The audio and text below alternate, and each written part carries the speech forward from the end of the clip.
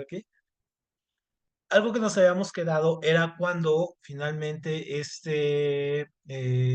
finalmente Santana termina saliendo, sale de-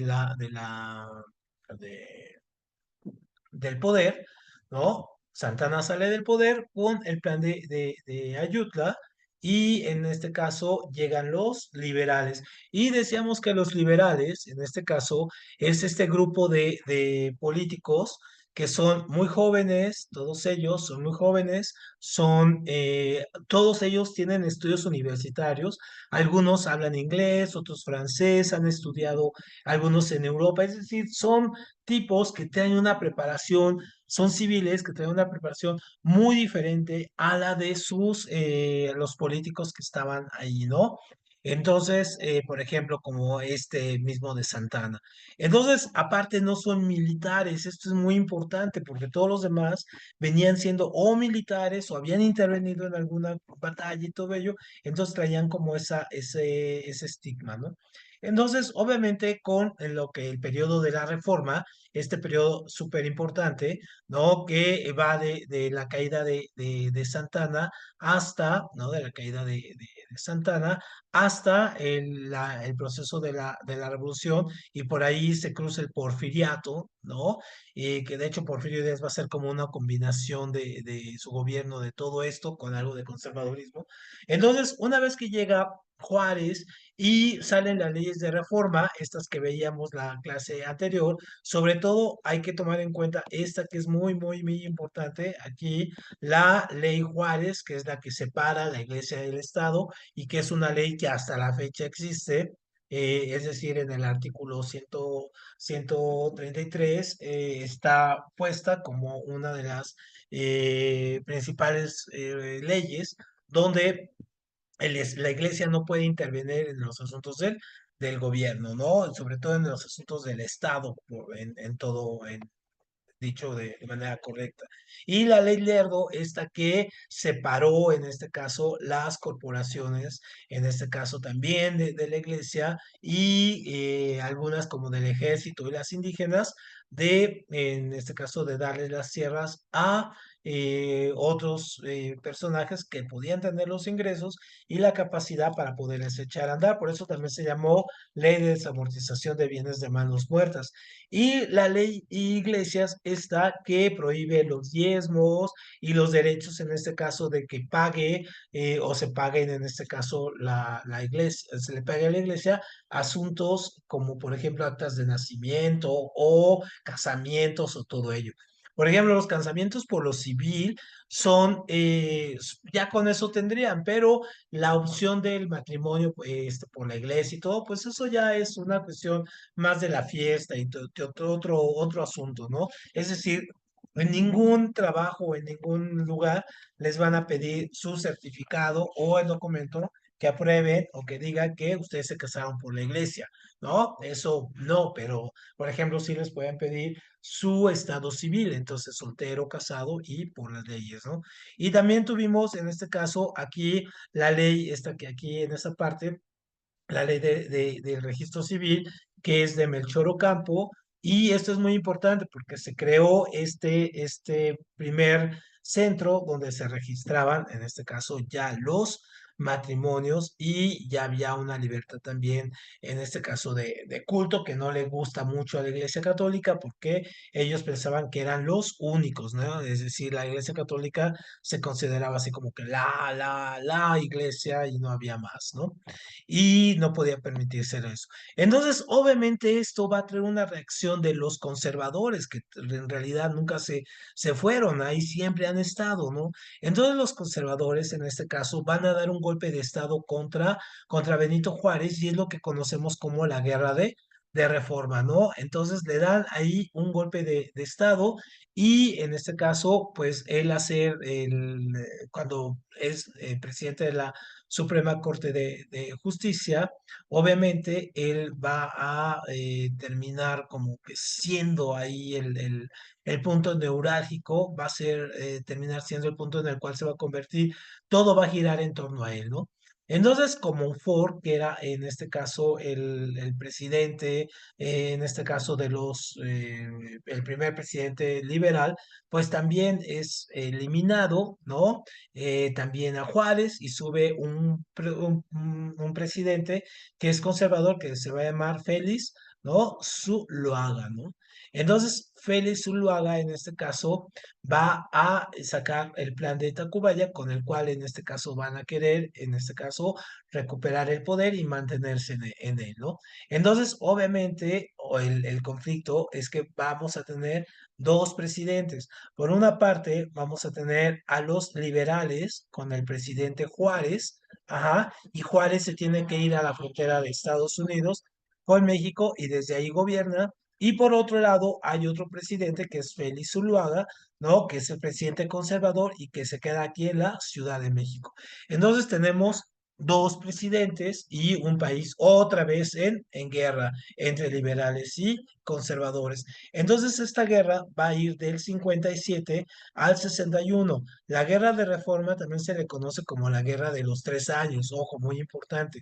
Entonces en esta guerra no fue tanto que hubiera las grandes batallas o los grandes momentos, en este caso militares, así, sanguinarios y todo ese asunto, no, fue más bien una guerra como para tomar posiciones. ¿Y por qué van a tomar posiciones? Les voy a compartir aquí la pantalla, ajá, aquí. ¿Por qué es tomar posiciones? Por un lado, los liberales, ajá, y por otro lado, los conservadores, ajá, acá. Por un lado, estos tienen mayor, en este caso, coincidencia ideológica con los Estados Unidos, mientras con los conservadores tienen más coincidencia con Europa. ¿Por qué? Porque los liberales, en este caso de Estados Unidos, pues obviamente estos eran republicanos, ujú, eran republicanos, demócratas, ¿no? Y en Europa predominaban, en este caso, las monarquías, ¿no? Entonces eran, en este caso, de los bandos opuestos. Entonces, por un lado, Benito Juárez, ojo, porque esto es muy, muy, muy importante, Benito Juárez busca el apoyo de Estados Unidos. Pero, ¿qué pasaba en Estados Unidos en ese momento? Estados Unidos en ese momento estaba en la guerra, en lo que se llamaba la guerra de secesión, ¿no? Ajá, guerra de secesión. Entonces, ¿por qué es esta guerra? La guerra en Estados Unidos era algo muy parecido a lo que pasaba en México, muy, muy, muy parecido, pero tenía unos matices incluso todavía más agresivos. Por un lado, estaban los estados del norte y los estados del sur.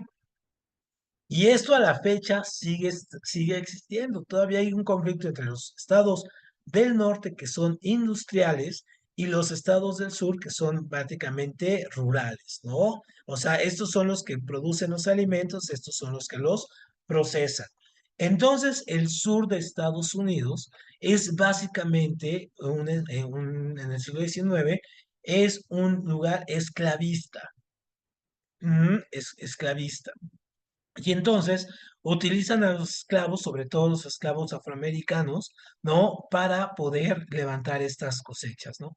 Y entonces acá en el norte, por ejemplo, Nueva York, Boston, Virginia, Washington, todos estos estados, estos que son la parte industrial, que están muy conectados ya con un capitalismo muy avanzado, aquí son liderados por Lincoln, ¿no? Abraham Lincoln.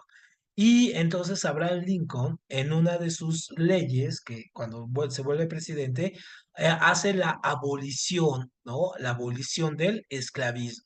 Entonces la abolición del esclavismo le pega durísimo a los estados del sur, porque ya no van a tener esclavos, ya van a tener que pagar. Entonces los estados del sur deciden formarse en lo que se llama la confederación, ajá, la confederación o confederados, ¿no? Y tienen incluso, ya ven que la bandera de los confederados es así, ¿no? Con estrellitas, aquí es roja con azul, y la de los Estados Unidos, acá los del norte, son acá las estrellas y acá las barras. Entonces entran en guerra, ¿no? Los estados del norte con los estados del sur. Y entonces estos son liderados por el general Grant y en este caso estos por Abraham Lincoln. Entonces se meten en una guerra entre ellos para decidir ¿Quién va a gobernar? Si los confederados o la Unión, que es, en este caso, los estados del norte. Entonces, obviamente, esa guerra le impide, por ejemplo, a Lincoln, le va a impedir ayudar a Juárez de manera directa. Pero aquí hay un motivo. ¿Qué te imaginas, por ejemplo, Luis? ¿Qué es lo que provoca que Lincoln en realidad sí podía ayudarle, y de hecho ayudó a esto, pero a futuro, ¿por qué no ayudó en este caso a México en el proceso de la independencia? Por ejemplo, aquí está, un poco aquí, no, no, es un poquito más para acá. Ajá, aquí, y así. Viene, aquí está Yucatán, acá está Miami y aquí está Estados Unidos. A ver, un poco fijándonos en el mapa, y aquí está la frontera, este amarillo. ¿Por qué Estados Unidos, por qué es los Estados Unidos de Abraham Lincoln no le ayuda a Benito Juárez en ese momento? Porque si le ha ayudado en ese momento, podría haber sido muy fácil la guerra y se acaba muy rápido. Pero ¿por qué no les ayudó?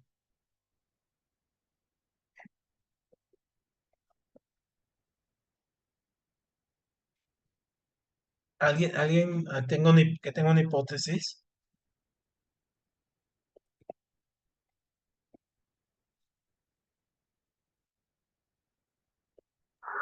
Puede ser porque estaba apoyando con la parte sur de Estados Unidos. Ajá, ajá, exactamente, exactamente. Eso es el punto. ¿Qué tendría que ver ahí?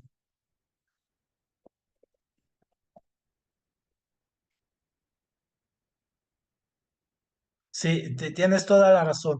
Entonces, fíjate, porque aquí en México también se dividió, ¿no? Entonces, México estaba, el norte era de Benito Juárez, ajá, y el sur era de Félix Zuluaga. Entonces, en este caso, y acá lo dividimos, acá está Lincoln y acá está el general Grant, ¿no? Entonces, por un lado, si Benito Juárez estaba acá junto a esto, si le ha ayudado, en este caso, lo más seguro es que el general Grant prácticamente hubiera impedido aquí la ayuda y en este caso hubiera conquistado México, le hubiera dado por lanzarse al norte y obviamente no le convenía también a Lincoln tener que tener un conflicto internacional con México cuando ya lo habíamos tenido, ¿no? En este caso. Pero entonces aquí viene un asunto, perdón, viene un asunto muy, muy curioso. Es esas negociaciones que siempre hay abajo de la mesa, ¿no? Que de repente, cuando nos damos cuenta, ahí, advertimos que, bueno, prácticamente la política no se hace a la vista, ¿no? O sea, tiene sus cosas atrás. Entonces, Benito Juárez negocia con Lincoln, ajá, negocia un tratado que se llama, en este caso, es con el presidente Lincoln, es acerca de en el futuro que le pase Lincoln armas, ¿no? Le pase Lincoln armas, en este caso a través del mar, ¿no? Con barcos que salen y obviamente poder actar. A cambio de esa ayuda, Benito Juárez le ofrece a Abraham Lincoln, ¿no? Todo el istmo de Tehuantepec, ¿no? Todo este paso de aquí. Es decir, para que los barcos de Estados Unidos pasen por aquí y puedan viajar para acá. Es decir, aquí el canal de Panamá, que ahora se utiliza para pasar, pues obviamente iba a ser aquí en México. Y obviamente hasta la fecha, ajá, tenemos muchos problemas con los panameños. Por eso, porque se está construyendo, por ejemplo, un tren aquí ahora en este momento que va a hacer eso, ¿no? O sea, los barcos pueden llegar a Veracruz y se sube la mercancía y pasa en tren y se pasa para acá. Y pasan para acá, si se fijan. Entonces, obviamente, los de Panamá dicen, bueno, vamos a perder clientes. Entonces, este es uno de los tratados, ajá, que se llama ajá, Maclean Ocampo, ¿ah? Es Melchor Ocampo el que lo firma. Entonces, obviamente, este tratado es que a futuro, ojo, porque se los pregunta mucho en el examen, que ese tratado entonces es darle a los Estados Unidos el istmo de Tehuantepec en el futuro, es decir, cuando acabe la guerra. Pero entonces, Lincoln lo decide llevar a futuro y dice, te voy a dar armas y no voy a agarrar esto ahora porque esto le convendría mucho también al general Grant, ¿no? Sea, le convendría a él, porque entonces sus ejércitos podrían otra vez conquistar México, conquistar este canal, ¿no? Y pueden utilizarlo de manera mucho mejor ellos, ¿no? O sea, les pueden pasar armas, barcos, en fin, todo ello. Entonces, por eso Lincoln aquí. Luego, en Europa, en este caso, los conservadores, ¿ah? Los conservadores mandan una misión que van varios, en este caso, de los políticos conservadores mexicanos, van a ver a Napoleón III. Ujú, a Napoleón III. Entonces, en este caso, Napoleón III tenía ya su imperio, había restituido, en este caso, el imperio francés, ajá, y estaba también en una guerra por eh, llevar lo que él consideraba las herencias de la Revolución Francesa, llevarla al mundo. Entonces estaba en una guerra de expansión, una guerra expansionista. Y por un lado tenía guerra, estaba peleando con los rusos, por otro lado estaba peleando en Indochina, por otro lado estaba peleando en Europa, pero su gran enemigo y el gran resentimiento que tenía era con la parte de Estados Unidos. Entonces, en la mira de Napoleón III también estaban los Estados Unidos. ¿Cuál es el problema? Bueno, pues que están lejos, que están del otro lado, pero sobre todo que tienen una potencia se había convertido en una potencia muy fuerte con la adquisición de todos los territorios que le había, en este caso, quitado a México. Entonces, obviamente, esta comitiva de mexicanos conservadores que lo van a ver, le ofrecen, ¿no? Le ofrecen que él puede llegar, puede enviar a su ejército, al ejército francés, ¿no? Va a ser recibido y obviamente de ahí puede escalar una campaña contra los franceses, contra los norteamericanos. Entonces, obviamente, Napoleón III lo ve con buenos ojos, ¿no? Pero como tiene tantas guerras acá en Crimea con los rusos, acá en Indochina, en Europa, entonces él no decide mandar al ejército francés de manera directa, ¿no? Es decir, decide mandar o va a mandar una serie de soldados, incluso algunos mercenarios, junto con otros países para poder comenzar aquí este objetivo, que le repito, el objetivo de la invasión francesa no fue o no era, en este caso, nunca fue México, ¿no? Nunca fue perpetuarse en México, eso era el trampolín. México era el trampolín para el gran objetivo, que era, en este caso, la conquista de los Estados Unidos, ¿no? Ahí tenía puesto Napoleón III sus miras. Entonces, lo que hace Napoleón III es mandar a estos conservadores, mandarlos con los emperadores que lo apoyan, en este caso el emperador austrohúngaro, y lo manda para que pueda tener conversaciones con él acerca de cómo expandir el imperio también austrohúngaro, que es afín, ¿no? a Napoleón III. Entonces, obviamente, van a llegar con Fernando de Habsburgo y van a comenzar unas negociaciones. Y la idea era mandar, en este caso, a un representante de la nobleza europea, no importaba de dónde, ¿no? Sino más bien que él era el que fuera a encabezar este movimiento acá a México para poder establecer aquí una especie de colonia francesa y después dar el salto para acá arriba. Entonces no importaba ahí, la única cuestión que él pedía Napoleón III era que fuera leal, ¿no? La lealtad a la corona. Entonces, obviamente, en este caso, Federico, ajá, de Austria, ajá, entonces él va a sugerir que sea su hermano, ¿no? Que sea su hermano el que encabece este movimiento. ¿Y quién es su hermano? Pues su hermano es Maximiliano, ¿no? Maximiliano de Habsburgo, que él vivía ahí tenía su sede, su castillo se llamaba de Miramar, ajá, de Miramar, está ahí en Bélgica. Ujú. Y entonces él ahí los mandan y estos conservadores, que son en este caso Miramón, encabezados por Miramón, ¿no? Van aquí y negocian con Maximiliano su llegada a México. Entonces, mientras está esta guerra de los 3 años, ojo, porque eso es súper importante, mientras está esta guerra de los 3 años, se están llevando a cabo estos procesos abajo. Finalmente, se parece que los conservadores cierran el trato, ajá, estos cierran el trato y dicen, bueno, vamos a crear las condiciones para que vaya, en este caso, el príncipe Maximiliano vaya para allá, y por otro lado, Benito Juárez cierra el trato con Lincoln y dice, bueno, ya tenemos las armas y vamos a esperar que las condiciones mejoren para abrir este paso, el del Istmo de Tehuantepec.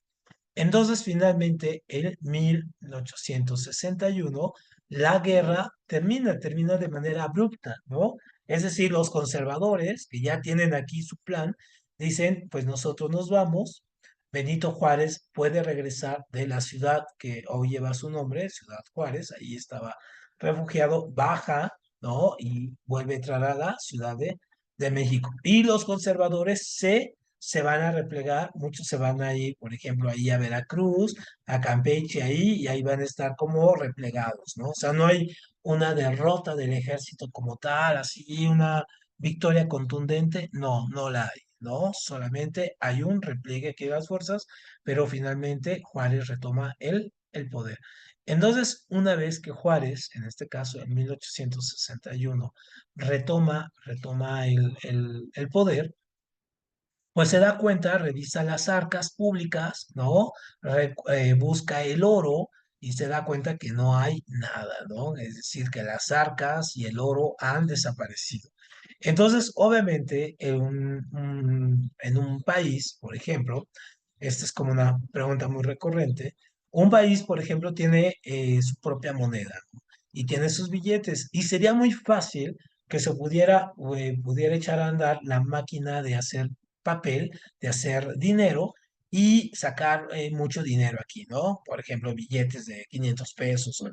Entonces, ¿eso qué provocaría en este caso? Provoca dos cosas.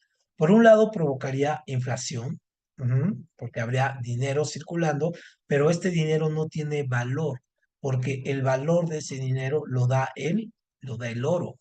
Ajá. Entonces, tú tienes que tener lo que tienes de dinero aquí, lo tienes que respaldar, en este caso, con tus reservas de oro, ¿no? En este caso.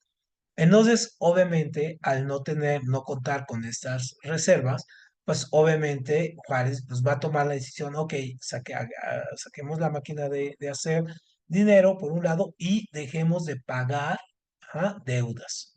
Ujú. Dejemos de pagar los intereses de las deudas.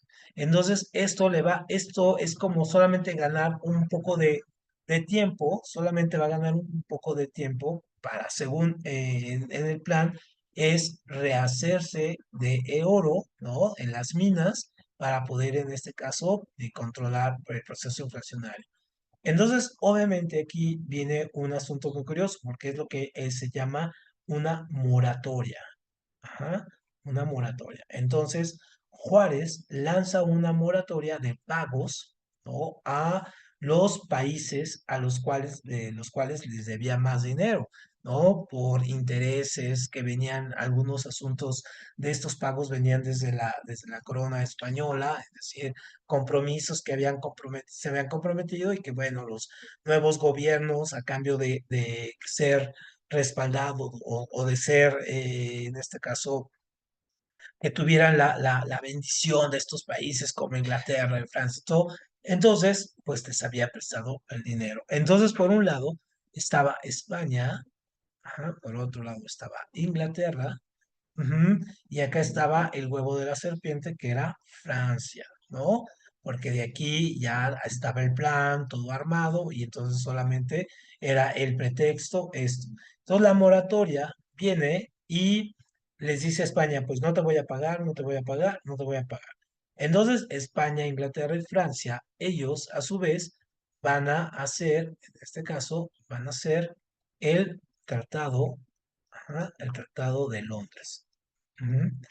Y entonces en el Tratado de Londres, lo que hace Francia, ajá, España, e Inglaterra es mandar, en este caso, una avanzada militar. ¿Mm? Entonces mandan barcos de guerra, ¿no? O sea, primero hay una amenaza, ¿no? Con los secretarios y por todas las vías estas diplomáticas, de que, bueno, no están de acuerdo y que quieren su dinero y que quieren que se sigan los pagos. Cuando Juárez les dice que no les va a pagar, entonces es cuando ya mandan a los barcos. Obviamente los barcos llegan a Veracruz. Llegan a Veracruz y ahí se instalan. Ojo, todo esto es en 1861. Entonces, una vez instalados ahí los barcos, Juárez, ajá, que ya se da tardíamente cuenta de que vienen estos, que ya hay un plan, ¿no? Prácticamente no se había percatado de ello, ¿no? O lo hicieron bastante bien. Entonces manda a unos negociadores, a unos negociadores en este caso, tratar de hablar con los franceses de España, con los españoles y los ingleses. Finalmente, las negociaciones se llevan a cabo en Veracruz, ajá, y los ingleses y los españoles aceptan las condiciones de Juárez, que las condiciones son cosas con las cuales, por ejemplo, seguimos padeciendo ahora muchísimos problemas, que es los pagos, los pagos de intereses. Es decir, los pagos de intereses es que se les va a seguir pagando a Inglaterra y España, pero en el futuro, pero con el interés del interés, ¿no? Entonces, por ejemplo, muchos de los problemas de deuda que tiene México a la fecha vienen desde esta época. Es decir, si le debíamos 100 pesos a Inglaterra, ¿no? Y le pagamos 10% de interés, entonces, como le vamos a dejar de pagar un tiempo, ¿no? Cuando se retomen los pagos, le vamos a pagar interés del 20% sobre el interés, en este caso inicial, y sobre el interés que se haya acumulado. O sea, es mucha lana. Entonces se van los ingleses incluso dejan un banco en México que se llamó el Banco Blanco Inglés, y después pasó a llamarse Banco Serfín, ¿no? Y hoy es parte de lo que se llama Banco ¿cómo se llama este rojo? Ah, Santander. Ajá. Entonces viene de ahí, ¿no? Viene de ahí toda esta parte. Y otro se fue a lo que se llama este banco HSBC, ¿no? Entonces se dividió ahí este banco inglés y ahí sigue, ¿no? Y los españoles, pues también mandaron también dejaron su banco y ahora, por ejemplo, tenemos a BBVA, ¿no? Como el banco bandera de los españoles aquí, ¿no? Obviamente, esos fueron cambiando, mutando y se fueron reconvirtiéndose hasta lo que ahora tenemos, pero es el mismo capital, ojo. No, no es que el capital se haya acabado, no, es el mismo capital. Ujú. Entonces, ya con todos estos cosas, se van los ingleses, los españoles, y se queda aquí Francia, ¿no? Entonces vamos a regresar aquí a nuestra presentación, ¿no? Y vamos, aquí está, ¿no? Entonces se queda Francia. Entonces aquí está la Convención de Londres, ¿no? Los convenios de la soledad, que son estos donde se firman los tratados, pero los franceses pues no lo aceptan y bueno, no lo aceptan ni lo iban a aceptar porque ya tenían su plan y ellos se quedan. Entonces, obviamente, aquí va a empezar que, ¿no?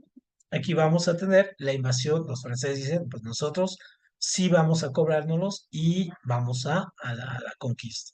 Entonces, en 1861 comienza la intervención o la segunda, ojo, la segunda intervención francesa. ¿Quién se acuerda cuál fue la primera intervención francesa?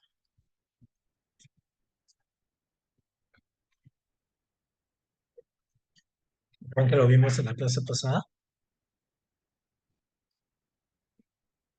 Exacto, esta clase, esto que se llama la Guerra de los Pasteles, ¿no?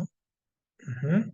Y fue esta cuestión de que el ejército francés manda un batallón para octubre, Espera, están pasando los perros aquí. Para que se cobren en este caso la deuda de un pastelero francés que fue afectado durante la guerra con Estados Unidos, ¿no? Entonces, esa es la primera intervención francesa, o también llamada Guerra de los Pasteles, y esta es la segunda intervención francesa, ¿sabe? Para que, ojo, porque también en el examen esto es como muy clásico de las fallas. Entonces, en ese momento, el ejército francés, ajá, era considerado como el ejército más preparado, no el más grande, pero sí el más preparado, ¿no? Y el de más prestigio en el mundo. Y entonces era como la gran bandera en este caso que tenía Napoleón III de pensar que tenía este ejército muy preparado y el más prestigiado y el que tenía mejores estrategias. Y tenía, en este caso, un batallón que era muy importante, que se llamaban los Suavos. Ajá. Y entonces los Suavos eran parte del ejército, que eran como los Marines aquí en Estados Unidos, que son el ejército de élite, ¿no? Los mejores, y decide mandarlos aquí a México, ¿no? Y entonces porque piensa que va a ser una guerra muy fácil, dice, bueno, los mando, no, regresan rápido y luego los vuelvo a utilizar. Y entonces se van a encontrar, van a tener un tropiezo, que sí va a ser una guerra rápida, sí la van a ganar rápido, pero van a tener este tropiezo, que aquí es como la fiesta nacional, ¿no? Cuando se celebra, que es el 5 de mayo del 62, que es la batalla de Puebla. Entonces, obviamente, la batalla de Puebla va a representar como triunfo de Benito Juárez, en este caso, contra los franceses. Pero obviamente es una victoria pírrica en el sentido de que si bien levanta el ánimo de los mexicanos y del ejército mexicano que estaba muy, muy deteriorado, muy lastimado, pues obviamente a los franceses también les va a pegar porque se dan cuenta que, bueno, tienen que aplicar otro tipo de estrategia si quieren ganar, ¿no? Entonces, Napoleón III manda un número más grande de militares y obviamente con el número de militares franceses que hay, con las armas que tienen y con la preparación, pues obviamente los ejército mexicano termina siendo pues barrido y de nuevo otra vez vamos a tener esto, ¿no? Benito Juárez se va hacia el norte y se va de nuevo a la ciudad que lo cobija, que es Ciudad Juárez, lo que hoy se llama Ciudad Juárez. Ahí se va. Para ese momento, en el 62, la guerra, en este caso en Estados Unidos, ya está en un punto ya también de álgido, es decir, ya está acabando. Entonces aquí Lincoln ve con preocupación que están llegando los franceses, ¿no? Entonces él sabe cuál es el plan de los franceses y entonces decide, en este caso, apoyar a Benito Juárez otra vez con armas, ¿no?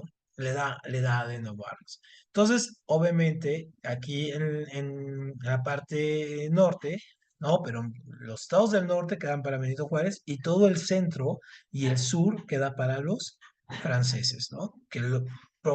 Se hacen del poder. Entonces, obviamente, los franceses del 62, del 61, perdón, que empieza la guerra, al 64, durante estos 3 años, ¿no? Van a preparar la llegada de Maximiliano aquí al trono. O sea, ya Maximiliano ya aceptó, incluso él, pues vive muy, muy engañado de estos políticos mexicanos porque les hace pedir pruebas de que los mexicanos lo piden a él como emperador. Entonces vienen, hacen unas elecciones aquí todas manipuladas, le llevan los resultados a Maximiliano y Maximiliano piensa que en verdad sí, sí, sí la gente quiere que él vaya a gobernar, ¿no? Cuando poco ahí le ocultan la realidad política del norte del país, que está ahí con Juárez dominando. Entonces, obviamente, ojo, porque esta es otra pregunta de examen. Estos 3 años que van del 61 al 64 se gobierna con una junta que se llama Junta, ajá, de Notables. Ajá, la Junta de Notables. Entonces, la Junta de Notables son 300 personas, ujú. Entre ellos, la mayoría son franceses, ajá, y otros son mexicanos conservadores. Y entonces, entre ellos, tratan de organizar, en este caso, las condiciones para que llegue Maximiliano, ¿no? Entonces, finalmente, Maximiliano, para venir, antes de llegar, firma, en este caso, con Napoleón III. Ajá, firma con Napoleón III los tratados de Miramar. ¿Y qué son los tratados de Miramar? Que Napoleón III, ajá, deja el ejército francés aquí para que él venga a gobernar, para que venga a gobernar Maximiliano, ¿no? Es decir, pero Maximiliano debe de pagarle al ejército francés, ¿no? Esa es como la gran condición. Entonces, eso es como eso es algo que lo va a acabar, ¿no? Al final del día, ¿no? Esto es lo que lo va a acabar. Entonces, y pagarle tanto dinero o financiar a los franceses aquí. Entonces, finalmente Maximiliano llega aquí a México en el 64, ¿no? Y su cuestión va a ser que él llega por parte de los conservadores, ajá. Cuando Maximiliano llega aquí, empieza a tener correspondencia con Benito Juárez, ¿no? Es decir, se empiezan a mandar cartas, sobre todo diciéndole, Juárez pidiéndole que abandone el poder, que lo deje, y Maximiliano diciéndole pues, que no, que él viene a gobernar, pero trae una posición pues meramente, que trae ideas innovadoras, ¿no? Entonces, a la larga va a suceder algo muy importante. Va a suceder que Maximiliano en realidad no era tan conservador como Miramón y Mejía, los conservadores que lo traen, pensaban que era, ¿no? Sino realmente se dan cuenta que él es muy liberal, ¿no? Que tiene una tendencia liberal muy amplia. Entonces, por un lado, cuando llega, a lo que va a hacer es esto. Maximiliano no deroga, ojo, las leyes de reforma. Entonces, como su orientación es liberal, entonces deja las leyes de reforma. Entonces, esto le causa demasiado problema con el grupo conservador, ¿no? O sea, se van y también le cierra la iglesia, a la iglesia le cierra su universidad, la universidad de la católica, y que después es lo que se va a dar pie a que se funde la Universidad Nacional, ¿no? Posteriormente, esta universidad episcopal va a venirse para abajo y en su sede, en este caso, va a ser tomada por lo que después va a ser la universidad, que después va a ser la UNAM, ¿no? 100 años después, ¿no? Va a ser la UNAM. Entonces, obviamente, aquí esto va haciendo, en este caso, que los conservadores le vayan retirando el apoyo. ¿Cuál es otra cosa? Ojo, otra cosa que hace Maximiliano llegar es, aparte de las reformas, aparte de cerrar la Universidad Pontificia de México, crea el Jardín Botánico. Ojo, porque esa es pregunta de examen, crea el jardín botánico, ¿no? Y le da un avance a las ciencias. O sea, comienza a darle mucho apoyo a la gente que está haciendo medicina, botánica, biología, química, física, ¿no? La escuela de minas, en fin, o sea, le da mucho, mucho apoyo a todo ello. Entonces, obviamente, acuérdense que la gente, en este caso de ciencia y todo, usualmente es de corte liberal, ¿no? Pocos son de corte conservador. Entonces, obviamente, esto va a ser también que los conservadores digan, pero pues, ¿por qué trajimos a este, no? Si este es como todo lo opuesto de que lo que nosotros queríamos. Y finalmente, también hay un acercamiento con los grupos indígenas. Ujú. Ese es como lo que lo termina quitándole todo el apoyo. Entonces, los otros, ¿cómo le está restituyendo tierras o se está yendo con estos, ¿no? Con los indígenas.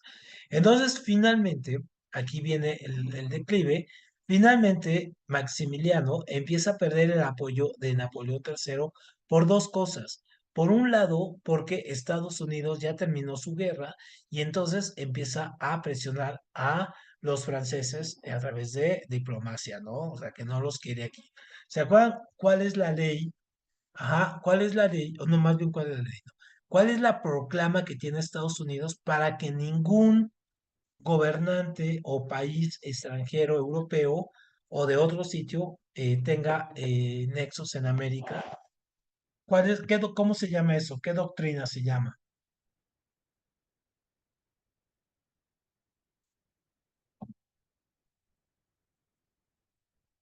¿El destino manifiesto o la doctrina Monroe? ¿Cuál es?